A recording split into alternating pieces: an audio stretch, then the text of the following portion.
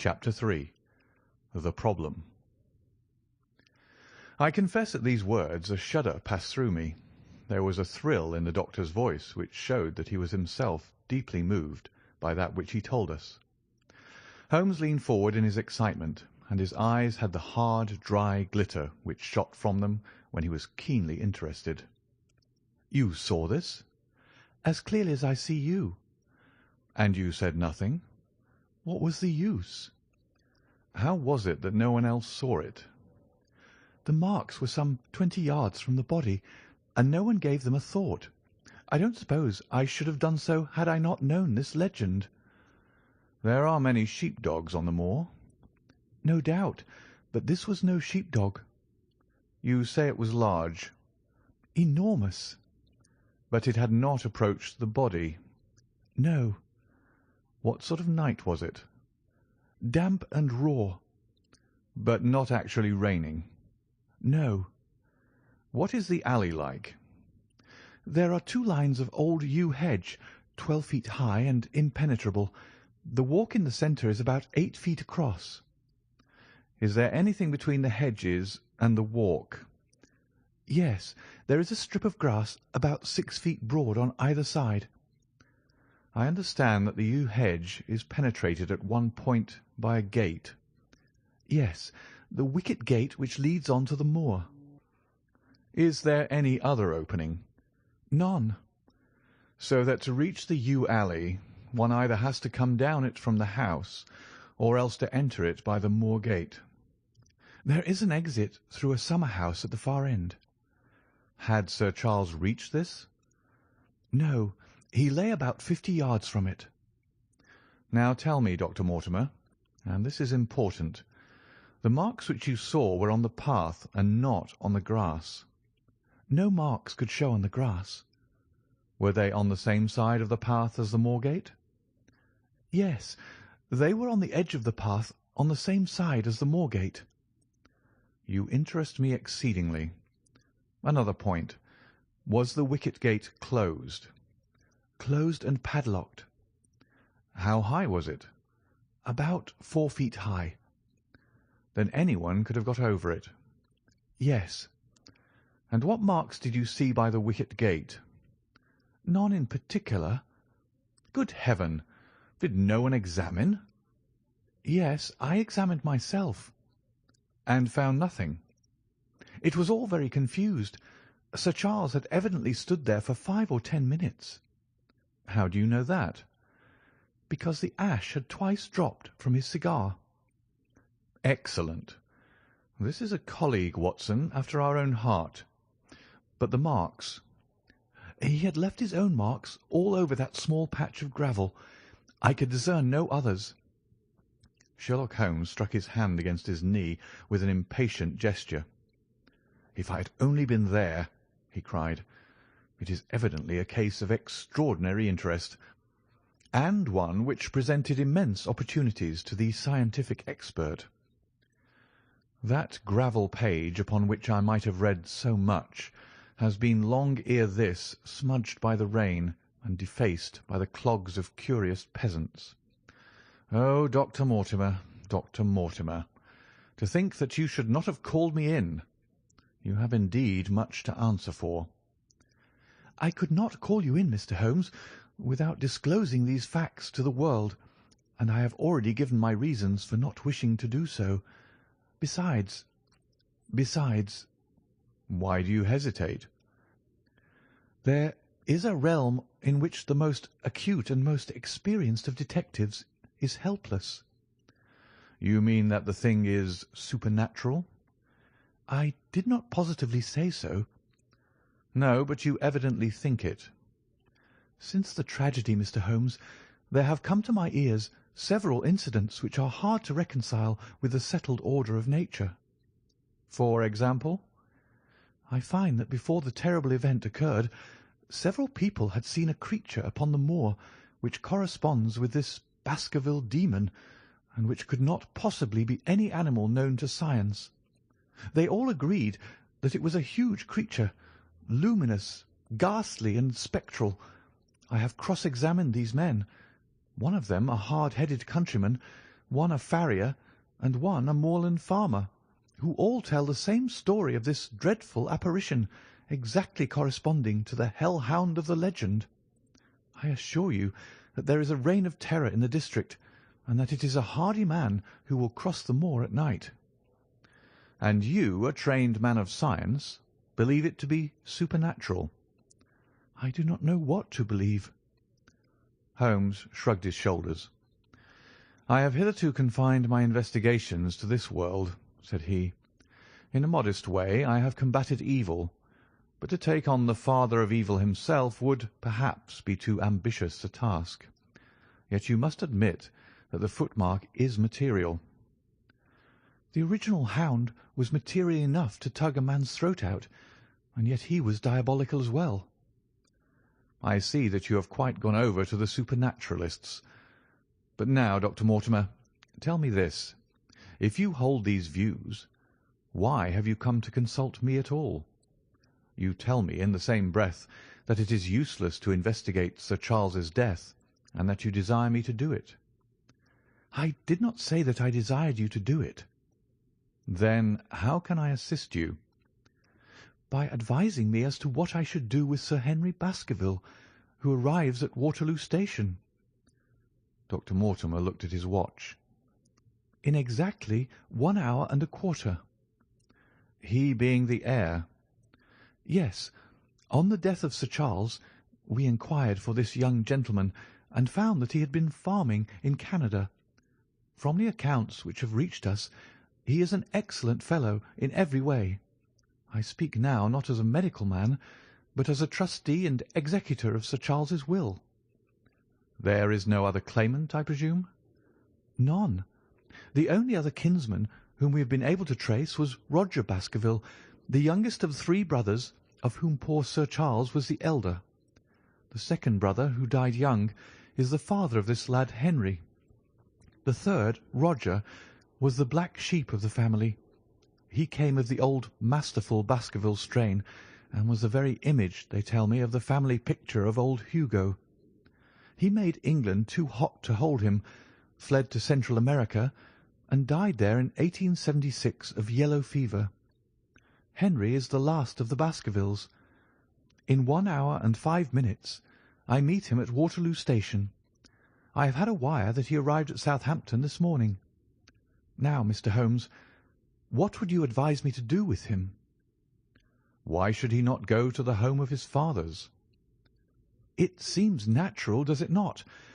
And yet consider that every Baskerville who goes there meets with an evil fate. I feel sure that if Sir Charles could have spoken with me before his death, he would have warned me against bringing this, the last of the old race, and the heir to great wealth, to that deadly place. And yet it cannot be denied that the prosperity of the whole poor, bleak countryside depends upon his presence. All the good work which has been done by Sir Charles will crash to the ground if there is no tenant of the Hall.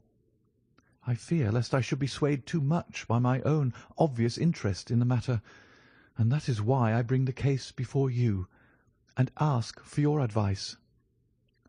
Holmes considered for a little time. "Put into plain words, the matter is this," said he.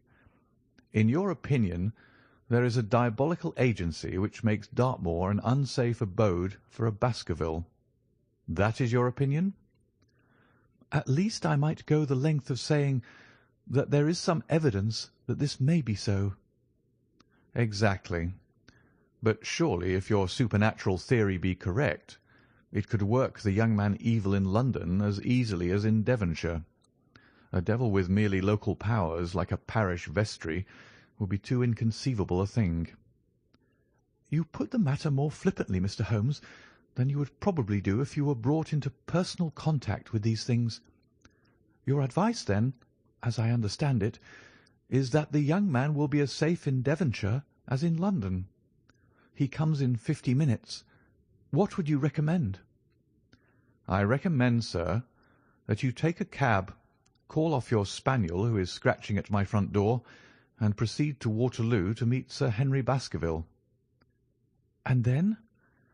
"And then you will say nothing to him at all until I have made up my mind about the matter. How long will it take you to make up your mind?" 24 hours. At 10 o'clock tomorrow, Dr. Mortimer. I will be much obliged to you if you will call upon me here, and it will be of help to me in my plans for the future if you will bring Sir Henry Baskerville with you." "I will do so, Mr. Holmes." He scribbled the appointment on his shirt cuff and hurried off in his strange, peering, absent-minded fashion. Holmes stopped him at the head of the stair. "Only one more question, Dr. Mortimer. You say that before Sir Charles Baskerville's death several people saw this apparition upon the moor." "3 people did." "Did any see it after?" "I have not heard of any." "Thank you. Good morning." Holmes returned to his seat with that quiet look of inward satisfaction which meant that he had a congenial task before him. "Going out, Watson?" "Unless I can help you." "No, my dear fellow. It is at the hour of action that I turn to you for aid." "But this is splendid, really unique from some points of view. When you pass Bradley's, would you ask him to send up a pound of the strongest shag tobacco? Thank you. It would be as well if you could make it convenient not to return before evening. Then I shall be very glad to compare impressions as to this most interesting problem which has been submitted to us this morning." I knew that seclusion and solitude were very necessary for my friend in those hours of intense mental concentration during which he weighed every particle of evidence, constructed alternative theories, balanced one against the other, and made up his mind as to which points were essential and which immaterial. I therefore spent the day at my club, and did not return to Baker Street until evening. It was nearly 9 o'clock when I found myself in the sitting-room once more. My first impression as I opened the door was that a fire had broken out, for the room was so filled with smoke that the light of the lamp upon the table was blurred by it. As I entered, however, my fears were set at rest, for it was the acrid fumes of strong, coarse tobacco which took me by the throat and set me coughing. Through the haze I had a vague vision of Holmes in his dressing-gown, coiled up in an armchair with his black clay pipe between his lips. Several rolls of paper lay around him. "Caught cold, Watson?" said he. "No, it's this poisonous atmosphere." "I suppose it is pretty thick, now that you mention it." "Thick? It's intolerable." "Open the window, then. You've been at your club all day, I perceive." "My dear Holmes." "Am I right?" "Certainly, but how?" He laughed at my bewildered expression.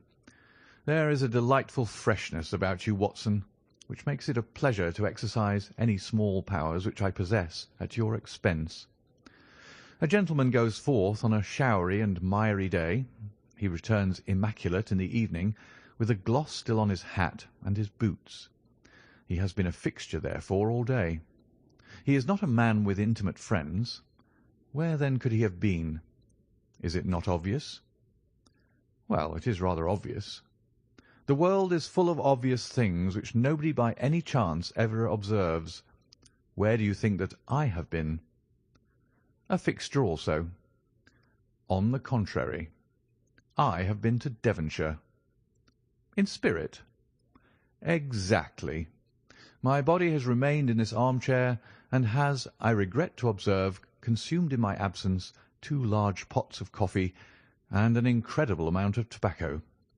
After you left, I sent down to Stamford's for the ordnance map of this portion of the moor, and my spirit has hovered over it all day. I flatter myself that I could find my way about." "A large-scale map, I presume?" "Very large." He unrolled one section and held it over his knee. "Here you have the particular district which concerns us. That is Baskerville Hall in the middle." "With a wood around it?" "Exactly. I fancy the yew alley, though not marked under that name, must stretch along this line, with the moor, as you perceive, upon the right of it. This small clump of buildings here is the hamlet of Grimpen, where our friend Dr. Mortimer has his headquarters. Within a radius of 5 miles there are, as you see, only a very few scattered dwellings. Here is Laughter Hall, which was mentioned in the narrative. There is a house indicated here, which may be the residence of the naturalist. Stapleton, if I remember right, was his name. Here are 2 moorland farmhouses, High Tor and Foulmire. Then 14 miles away, the great convict prison of Princetown.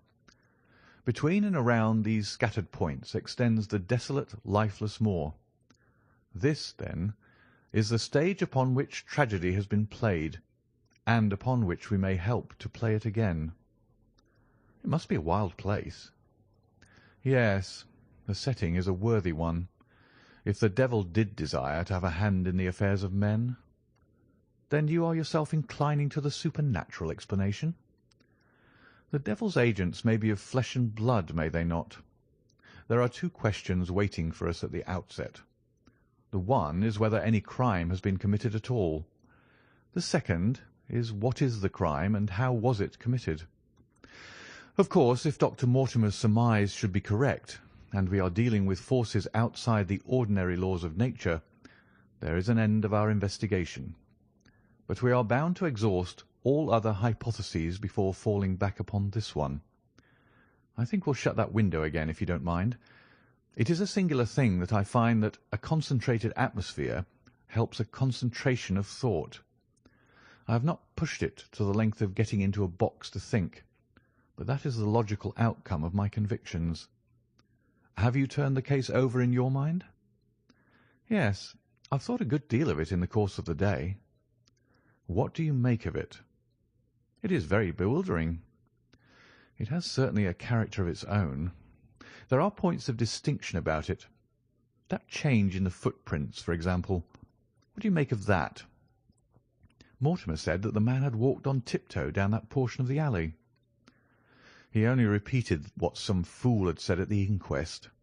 Why should a man walk on tiptoe down the alley? What then? He was running, Watson, running desperately, running for his life, running until he burst his heart and fell dead upon his face. Running from what? There lies our problem. There are indications that the man was crazed with fear before he ever began to run. How can you say that? I am presuming that the cause of his fears came to him across the moor. If that was so, and it seems most probable, only a man who had lost his wits would have run from the house instead of towards it.